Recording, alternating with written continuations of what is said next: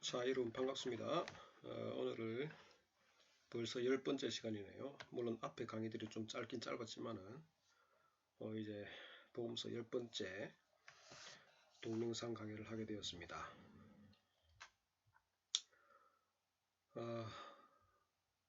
대면 수업을 해야 되는데 오늘 메일을 받아보니까 대면 수업이 무기한 연기됐다고, 그래서 비대면 수업을 계속 해야 될 것 같습니다.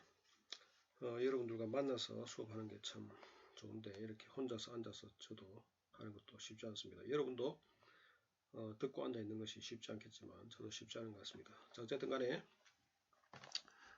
이렇게 면대면 수업을 못하지만은 그래도 열심히 해서 이 복음서를 잘 정복할 수 있기 바랍니다. 자, 오늘 여러분 33페이지, 여러분 교재 33페이지 요한복음 해석과 강해 부분을 한번 해보도록 하겠습니다. 다 할 수 있으면 좋겠지만은 할 수 있는 데까지 하고 또 제가 강의를 끊고 또 다시 하고 그렇게 하겠습니다.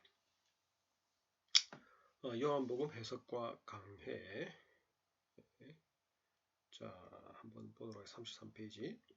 자, 요한복음의 전체적인 개요를 먼저 살펴보도록 하겠습니다. 전체적인 개요. 계속해서 반복적으로 이야기했지만은 요한복음의 기록 목적은 20장 30절 31절에 있죠, 그죠? 예수께서 제자들 앞에서 이 책에 기록되지 아니한 다른 표적도 많이 행하셨으나 오직 이것을 기록함은 너희로 예수께서 하나님의 아들 그리스도이심을 믿게 하려 하며 또 너희로 믿고 그 이름을 힘입어 생명을 얻게 하려 함이니라. 여기에 밝혀져 있습니다. 여기서 저자는 예수님이 행하신 많은 표적에 대해서 언급하면서, 그죠? 여기 보시면 이 책에 기록되지 아니한 다른 표적도 많이 행하셨으나 오직 이것을 기록함. 이것은 뭡니까? 요한복음에 기록된 표적들을 말하겠죠. 자, 그래서 여기서 저자는 예수님이 행하신 많은 표적, 세메야, 단수는 세메이온, 표적에 대해서 언급하면서 특별히 요한복음에 선별적으로 기록된 표적들은 독자들로 하여금 예수님이 하나님의 아들 그리스도이심을 믿게 하고 그 결과 생명을 얻게 하려는 목적이 있다고 기술하고 있습니다. 그죠? 많은 이적들을 행했는데 예수님이 얼마나 많은 이적들을 행했는지 우리는 알 수 없습니다. 그런데 그 많은 그 표적들 중에 요한복음의 저자는 선별적으로 택해서 이 요한복음에 기록을 해 놓았다는 것입니다. 저자의 의도가 있겠죠. 저자의 의도를 따라서 저자가 말하고 싶은, 저자 요한이지만은 궁극적인 저자인 하나님께서 요한을 통해서 하고 싶으신 그 메시지를 전달하는 데 있어서 가장 핵심적인 표적들만을 골라서 요한복음에 기록했다는 것입니다. 자, 만약 그렇다면, 그래서 이것만 봤을 때, 물론 그 요한복음을 해석할 때에 그 접근 방법이 많이 있겠지만은, 이러한 기록 목적을 봤을 때에 어쩌면 이 표적은 아주 중요하다. 요한복음에서 표적은 아주 중요하다. 그렇게 볼 수 있죠, 그죠? 자, 그래서 만약 그렇다면 요한복음의 개요를 기술하는 관점과 방법이 여러 가지겠지만은 표적을 중심으로 기술하는 것도 유용할 것 같습니다. 이게 유일한 방법은 아니란 말입니다. 학자마다 다르게 할 수 있고 또 여러 가지 접근 방법이 있지만은, 그러나 여기서 이렇게 말하고 있기 때문에 표적이 아주 중요하고, 어쩌면 또 표적을 중심으로 요한복음의 개요나 또 요한복음의 그 진행을 살펴보는 것도 어쩌면 다른 그 어떤 방법보다도 중요할 수 있다. 예. 자, 그래서 즉 서론 1장 1절부터 51절과 결론 21장 25절을 제외하고 갈릴리 가나에서 행해진 두 표적을 기록한 2장 11절과 4장 43절부터 54절. 재미있게 흥미롭게도 2장 1절부터 11절에 행한 표적과 4장에서 행한 이 표적이 둘 다 갈릴리에서 행해졌습니다. 그 다음에 예루살렘에서 행해진 두 표적이 있는데 그것이 5장 1절부터 15절과 9장 11절부터 41절입니다. 그리고 그 다음에 그 다음에 나사로가 죽음에서 살아난 11장 있죠. 그죠? 11장 1절부터 57절과 예수님의 부활을 기록한 20장 1절부터 31절을 짝을 이루는 것으로 보면 어떻겠냐라는 것입니다. 이를 중심으로 볼 때에 요한복음의 개요는 다음과 같습니다. 이것도 보는 것도 2장, 4장, 5장, 9장, 11장, 20장 모두가 뭡니까? 표적으로 구성되어 있습니다. 다 표적입니다. 그죠? 이 표적들이 어쩌면 짝을 이루어서 같은 내용을 이야기하고, 그리고 그 사이에는 뭡니까? 여기서 말하는 전체적인 내용을 쭉 이어서 이렇게, 그죠? 설명한다 그 말이겠죠? 여기도 마찬가지로 이렇게 쭉, 여기서 비슷한 표적해서 쭉 이어서 이렇게 보여준다는 것입니다. 자, 그래서 그렇게 볼 때에 요한복음의 요한복음 개요는 전체적인 거를 나누어 보면 이렇게 나눌 수 있겠다는 것입니다. 자, 먼저 서론이죠. 서론. 아까 말씀드렸듯이 서론과 결론부분을 빼고 그 다음에는 표적을 중심으로. 자, 그래서 서론 1장 1절부터 18절까지는 이 땅에 오신 하나님에 대해서, 이 땅에 오신 하나님이라 했지만 그분이 누굽니까? 예수님이죠. 그죠? 곧 예수님이 이 땅에 오신 하나님이다 라는 것을 이 서론에서 밝혀주고 있습니다. 그 다음에 두 번째 1장 19절부터 51절에 보면 메시아에 대한 증언, 나중에 또 살펴보겠습니다만은 뒤에 조금 더 구체적으로 살펴봅시다. 그 내용 전개상 볼 때에 이 땅에 오신 하나님, 예수님이 이 땅에 오신 하나님이라는 것을 먼저 말하고, 그 다음에 그 예수님이 곧 누구라고요? 메시아라는 것을 증언하는 사람들이 나타나는데 가장 중요한 사람은 뭡니까? 세례요한.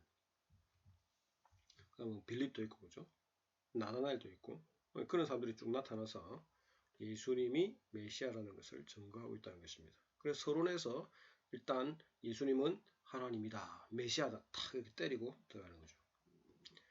자, 그 다음에 두 번째 2장 1절부터 4장 54절 메시아, 예수님이 앞에서 서론에서 예수님이 메시아다라는 것에 대해서 이야기했다면, 이제 여기서는 그 메시아가 어떻게 했다고요? 오셨다, 이 땅에 오셨다라는 것에 대해서 말씀을 하고 있는 것입니다. 자, 2장 1절부터 25절 하나님의 왕이 오심, 영광과 심판. 2장 1절에 뭐가 나타나죠? 갈릴리 가나 혼인잔치에서의 첫 번째 이적이 나타나죠. 물로 포도주를 만드신 이적. 그러면 메시아가 도래했는데 메시아가 예수님이 어떤 분인가? 예수님이 어떤 분인가가 아니라 예수님께서 오셨다는 증거가 뭔가? 그것이 첫 번째 표적에서 나타나고, 그리고 이어지는 그 표적을 가보면 뭡니까? 나중에 좀 더 설명할 테니까 지금 그냥 제가 생각나는 대로 조금 하겠습니다. 그 다음에 이어지는 것들이 뭡니까? 성전 청결 사건이 있죠. 성전 청결 사건 2장 중반부터 가보면 갈릴리 가나 혼인잔치 끝나고 나서 바로 성전 청결 사건이 나오죠. 그래서 영광과 뭡니까? 심판이라는 내용. 자, 그 다음에 3장 1절부터 가보면 하나님의 나라에 들어가려면 이렇게 했는데, 3장 1절부터는 여러분이 잘 아시듯이 뭡니까? 니고데모 사건이 나오죠. 니고데모가 예수님께 와서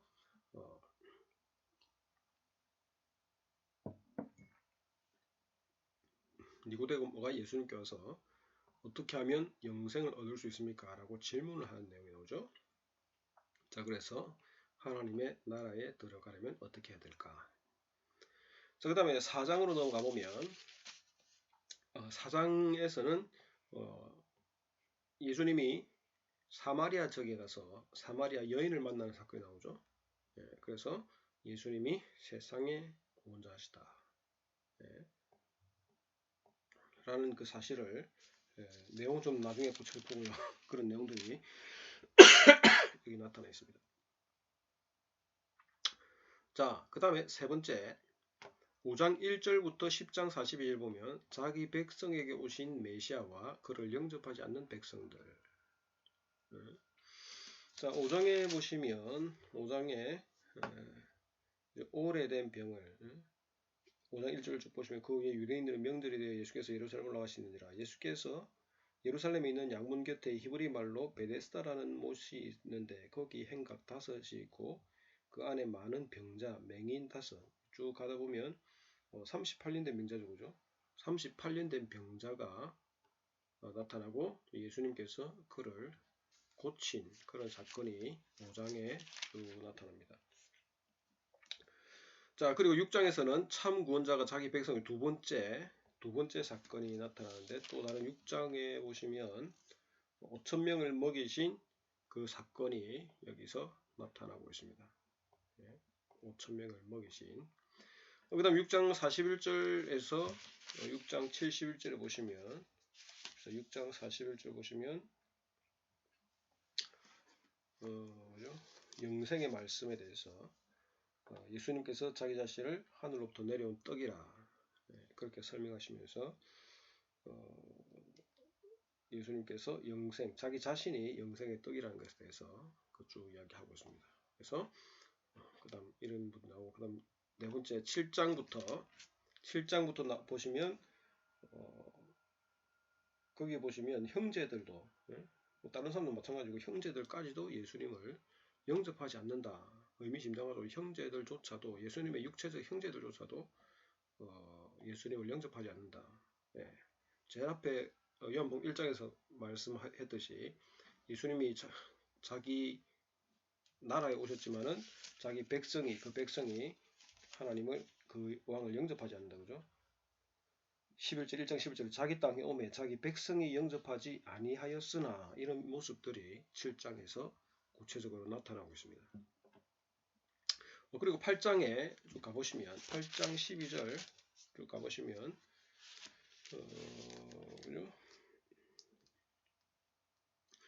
하나님의 자녀들은 혈통을 따라서 나지 않음에 대해서 유대인들 지도자들 그리고 가족들은 자기들이 그냥 당연히 하나님의 자녀라고 생각할 수 있겠지만은 하나님의 자녀는 그 혈통을 따라 나는 것이 아니다라고 라는 것에 대해서 8장 전체 쭉 해서 설명하고 있습니다. 자, 그 다음에 9장 1절부터 41절 하나님께로부터 난 자가 누구냐. 여기서는 날 때부터 맹인된 자에 대해서 설명을 하고 있는데 이 맹인된 이 사건도 사실 좀 웃긴 것들이 많죠. 그죠?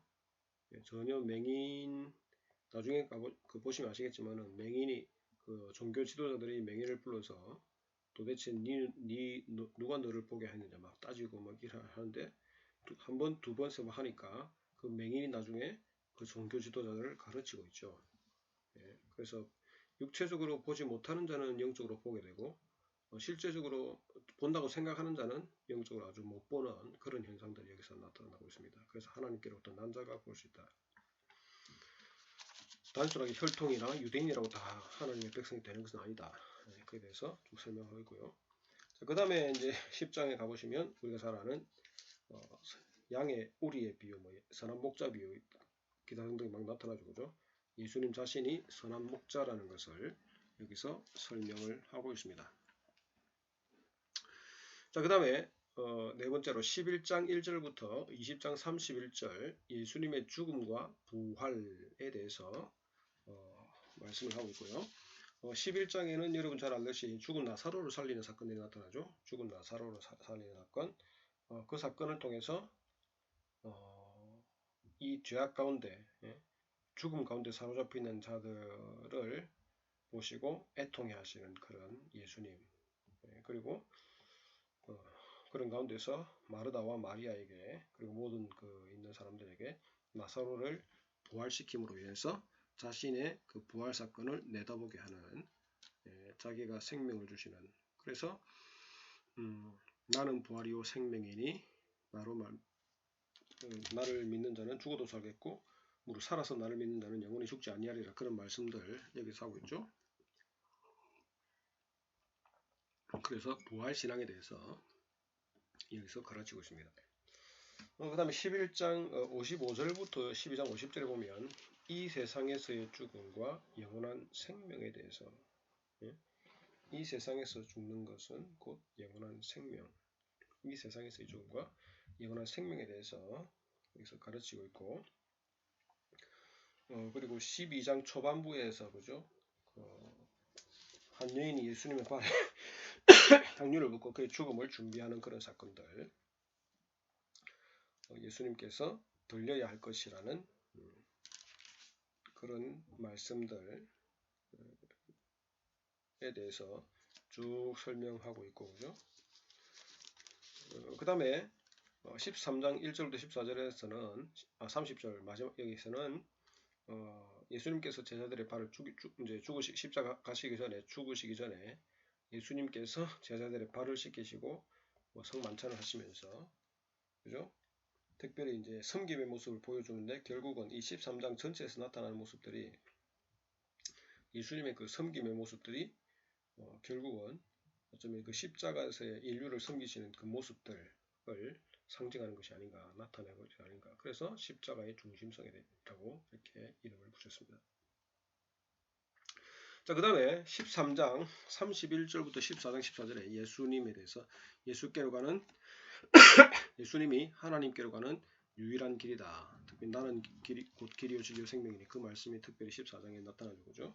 그래서 예수님만이 하나님께로 가는 유일한 길이라는 그 사실에 대해서 이 단락에서 말씀을 해주고 있습니다. 자, 그 다음에 14장 15절부터 31절에 14장 15절부터 31절에 예수님께서 떠나가심에 대해서 그리고 이를 통해서 제자들이 가질 특권과 유익에 대해서 쭉 설명을 해주고 있고, 특별히 여기서 이제 예수님께서 떠나가시면 또 다른 보혜사를 보내줄 것이다. 그렇게 설명하죠, 그죠? 그래서 제자들이 가질 특권이 뭐겠습니까? 예수께서 하신 것보다 더 큰 일을 하게 되는 성령과 함께 하시면서 예수께서 하시는 그 일을 계속해서 하게 하실 그런 일들에 대해서 말씀을 하고 있습니다. 그 다음에 15장 1절부터 17절에 보면 제자들과 예수님과의 관계에 대해서 나는 참 포도나무요 너희는 가지니에 대해서 예수님과의 관계에 대해서 쭉 설명을 하고 있고요. 그 다음에 15장 18절부터 16장 4절에서 제자들과 세상과의 관계에 대해서 세상이 너희를 미워할 것이다. 이런 관계에 대해서 예수님께서 이제 앞으로 가실 거기 때문에 제자들을 준비시킬 필요가 있겠죠, 그죠? 자기는 가시지만 성령이 오실 거다. 그리고 더 큰 특권을 가질 것이다. 그리고 예수님과 제자들과의 관계에 대해서 말씀하시고 또 제자들과 세상과의 관계에 대해서 말하시면서 미리 말씀해 주시죠. 세상이 너희를 미워할 것이다. 왜냐하면 세상이 나를 미워하기 때문이다. 그런 것에 대해서 이야기하고요. 그 다음에 16장 5절부터 33절 제자들과 아버지와의 관계에 대해서 여기서 쭉 설명을 하고 있습니다.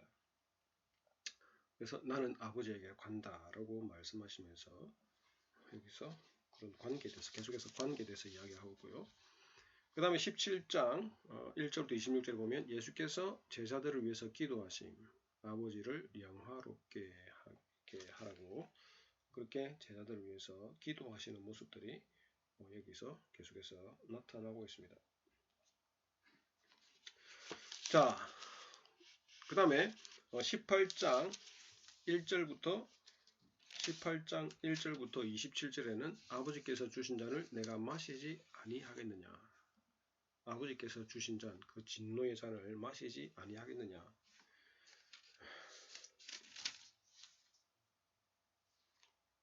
그죠? 예수님께서 잡히시는 그런 모습들 18장 초반부에 그 다음에 그 안나스에게로 이렇게 끌고 가서 사람들이 거기서 신문을 받고 또 그런 가운데 베드로는 예수님을 부인하고 배신당하고 제사장들로부터 또 신문을 당하고 기타 등등 여러 가지 모습들이 이 18장에 나타나고 있습니다. 그 다음에 18장 28절부터 19장 42절에 나는 그에게서 죄를 찾지 못하였노라 십자가에 못 박으라. 빌라도 앞에서 그죠? 빌라도 앞에서 시험 받 이제 이 신문을 받고 특별히 빌라도는 몇 번씩이나 나는 그에게서 죄를 찾지 못하였노라라고 했지만은 결국에는 그 백성들의 요구에 못 이겨서 십자가에 못 박으라 그렇게 내어주는 그런 장면들이 나타나고 있습니다. 자, 그 다음에 20장 가보시면 그죠? 이제 예수님께서 죽으시고 그 이후에 부활하신 그 모습들이 나타났는데 그죠? 여기서 우리가 주를 보았노라. 예? 여러 여인들 그리고 제자들이 예수님을 보고 예수님이 부활하신 그 모습들을 본 그런 내용들이 계속해서 쭉 나타나시고 예수님께서 또 제자들에게 나타나신 모습 또한 그 도마가 의심하는 모습 그리고 마지막에 그 20장 그 뒤에 가보면 도마가 예수님에게 나의 주님이시여 나의 하나님이십니다. 그렇게 신앙 고백하는 그런 모습들이 나타나고 있습니다. 그래서 예수님의 죽음과 부활, 영원한 생명 전체적으로 그렇게 설명하고 있고요. 그 다음에 마지막에 21장 1절부터 25절 결론적으로 그래서 어떻게 합니까? 다시 베드로에게 나타나셔서 베드로를 회복시켜 주시고 다시 그에게 내 약을 먹이라 그렇게 명령을 하시고 하시는 장면들이 여기 나타나 있습니다. 그래서 이 전체적으로 이렇게 쭉 이렇게 구성을 할 수 있다는 거. 여러분 그 페이지 보시면 33페이지에 간략하게 나와 있으니까 한번 그렇게 쭉 보시면 되겠습니다. 그래서 나름대로 여러분들이 이제 이렇게 대충 해놨는데 보시면 뒤에 더 자세하게 설명되어 있습니다만은 이거 보시면서 뒤에 보셔도 되고요. 보시면서 이게 어떻게 그 전에 말씀드렸듯이 이 복음서는 내러티브이기 때문에 이러한 내용들이 어떻게 흘러가고 있는지 그리고 이러한 내용들이 왜 이렇게 기록되어 있는지를 스토리로서 한번 이렇게 엮어보시면서 쭉 엮어보시는 것이 중요합니다. 그리고 그 엮어서 그것을 머리에 넣어두시는 것이 아주 중요합니다. 예. 자, 그래서 간단하게 했지만은 이제 뒤에 다음 시간이 아니라 이제부터 조금 쉬었다가 다음 강의부터 요한복음의 본문 해석과 강의에 대해서 이제 처음부터 조금씩 여러분 그 교재 페이지로는 34페이지죠, 그죠? 34페이지부터 조금씩 설명을 하면서 한번 같이 보도록 하겠습니다. 자, 감사합니다. 지금 이번에는 여기까지 하겠습니다.